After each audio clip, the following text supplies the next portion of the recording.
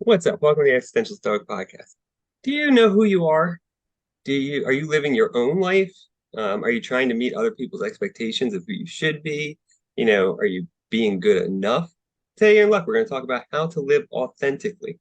I'm Danny here, everybody. Randy, what's up, Randy? Yo, Danny. Have you ever struggled with being authentic?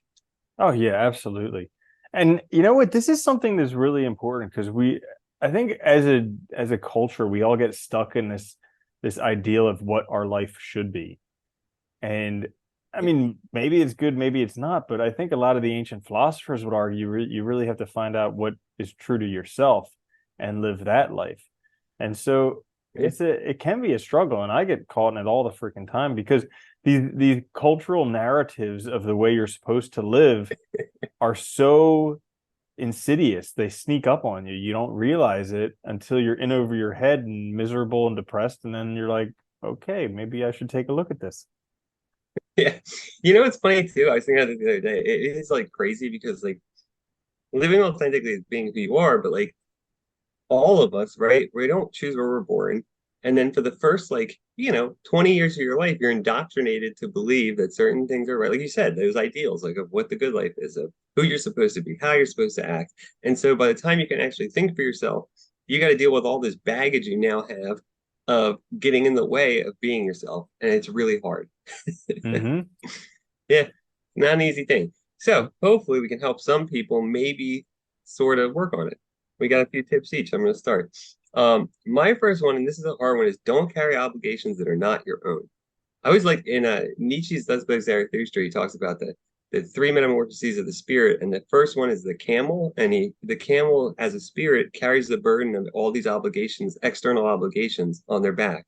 So like what society tells you should do, how you should look, expectations your parents had, all these things, and not carrying those obligations is the first step towards authenticity. Is finding out what matters to you, doing things that because you have a reason to do them, not just because you feel like you ought to, because it's some obligation placed on you by external sources.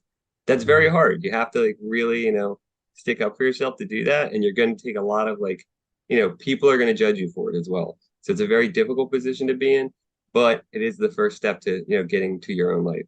Dude, and people love to put their stuff on you because Oh it's my so much God, like dude. you see parents doing this all the time, how they didn't live up to whatever expectations themselves. So they put it on their children, how their children have to be like a doctor or go to this insane college or do it or be a lawyer or who knows. And it's Being an just, Olympic figure skater or yeah, something. exactly. Crazy. Yeah. Yeah, that's a good one. Uh, so my first one, how to live authentically, is consider if you were to die in 6 months, what would you do differently with your life? So this one is always like it's a very quick realization for me because I consider, okay, if I was to die in 6 months, there's a lot of stuff that I'm doing right now that probably wouldn't pay off by that time. Or, even if it would, I'm doing it, but it's kind of a waste of my time because if I only have 6 months, that's 180 days. So like, do I really want to spend time of those 180 days doing this stuff? And so it really quickly helps you cut through all the BS and figure out what's most important to you.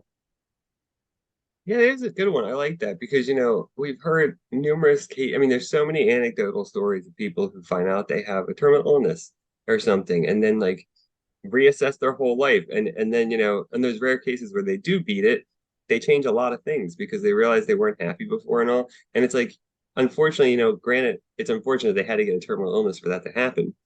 And I think this can be very effective just imagining, like if I was going to die in 6 months, would I still want to go to this job? Would I still do this daily stuff that I do? And would it be meaningful for me? Yeah. And it's a hard thing to ask because it's easy when you think you have a lot of time to just keep going through the grind and imagining a day where it's going to be all your free time and you'll be able to do whatever you want. But you're not thinking about the fact that you're wasting your time too. Well, dude, I mean, we all have a terminal illness. We're all going, it's called life. Yeah, We're all it's going called to life. die. And generally, like the enjoyment that you can actually get from experiences decreases with age. So putting stuff off until retirement is a very, very poor strategy for actually living. It's funny. We were talking about that before about how like the value of those experiences deteriorates with time. And I was thinking about it, and it's really a simple thing to realize too, because it's just your memory too. Like you have more time to enjoy the memory of it if you do it now than you would if you do it in 20 years. And so like that's so much enjoyment from it. And they say that's where like most of the value from these experiences comes from is actually from thinking back on them, which Hmm. is interesting. Yeah. Yeah. Was it mine now? I'm not Or is sure. I did yours? one. Okay. I did one too, I think. Okay, so mine I'll do two. Didn't On a take roll long. today. I know, right? We have What is it? three and I Memory can't goes with remember. age? Is that what we were just saying? My second one, this one's I think critical, but very hard also, which is get clear about what you value. And this goes with my first one too, I think. But like this is hard. You have to really get clear, like what matters to you, why, what reasons you have for it mattering, and how can you live in such a way that those values are realized daily for you. And I think like, if that means like, if it's your family, if it's, some passion you have, some project, how can you like realize these things daily because it's what really matters to you, what you really value, what makes your life worthwhile, right? I mean, really, when we talk about authenticity, we're talking about a meaningful life. And so what gives your life meaning? And that's going to come down ultimately to your values. So figuring those out, journaling can be very helpful in this respect.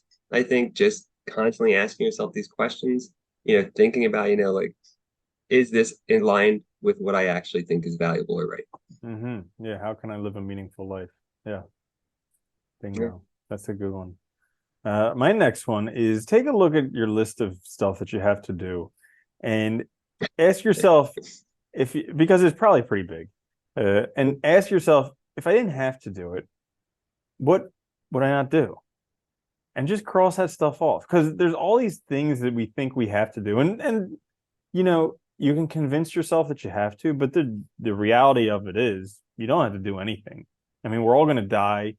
Humans have been alive for a speck of the lifespan of the universe, and really it's inconsequential, and the world's going to go on just fine after you're gone.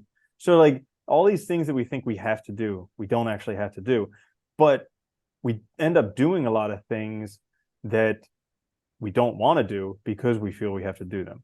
And I'm just speaking from personal experience on this one.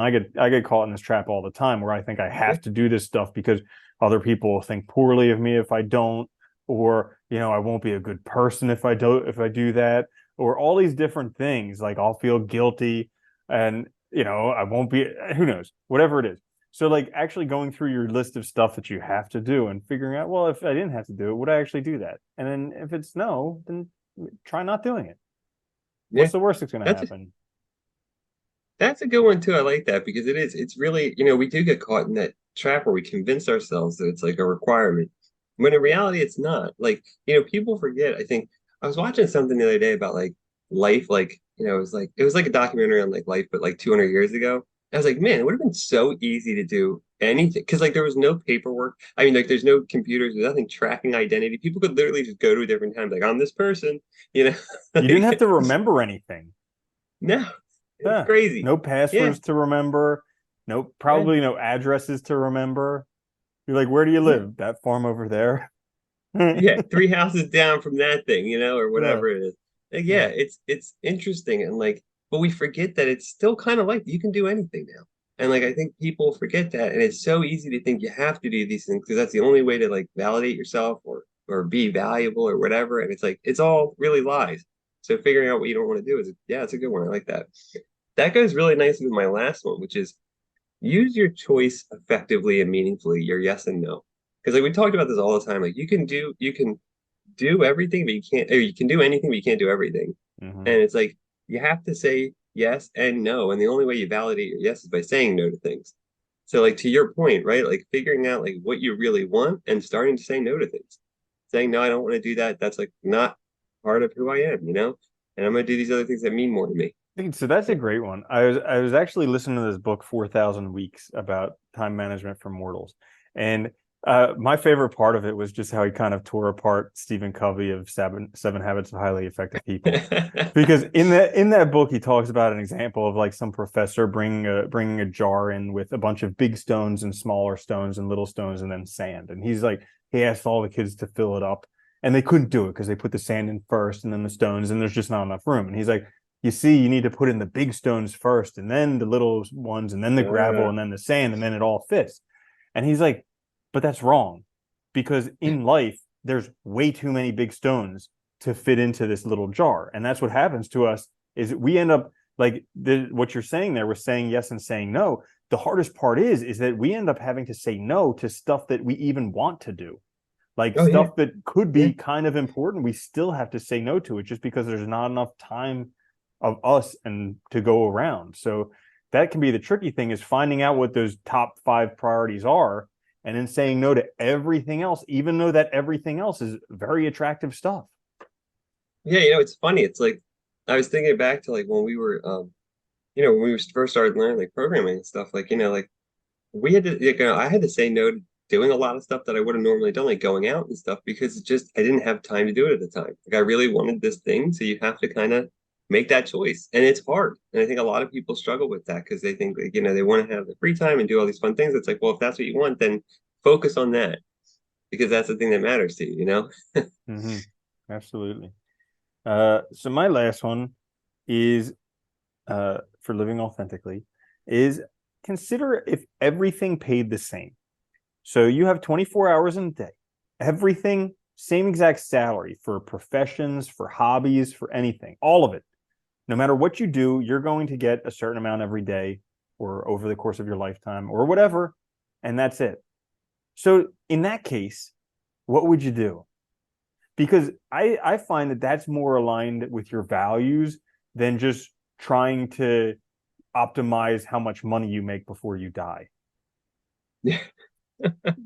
I like that one too because dude, there's I it's so funny because colleges have gotten so expensive and so many students I'll ask them what they're doing and like they tell me like, well, I'm doing this because I want, this job's gonna be a good job. And I'm like, well, the problem with that thinking is you started your major now, you have 4 years so you get your degree. By the time you get out there and a lot of other people are thinking the same thing, chances are it's gonna be flooded. It happens all the time where we get these cycles where everybody does the same thing because they think it's going to be a good job and pay well. And it's like, yeah, it's good to earn money, but that can't be the only guide because you're going to be unhappy, and chances are everybody else has the same idea too. Mm-hmm. Yeah, Yeah, absolutely. there we have it then. All right, so there you have it. Some tips to hopefully help you live authentically. Check us out on YouTube or wherever you get your podcast. Please like, share, subscribe. It helps us out a lot. We'll be back later with another episode though, but until then, later, Andy. Later, Danny.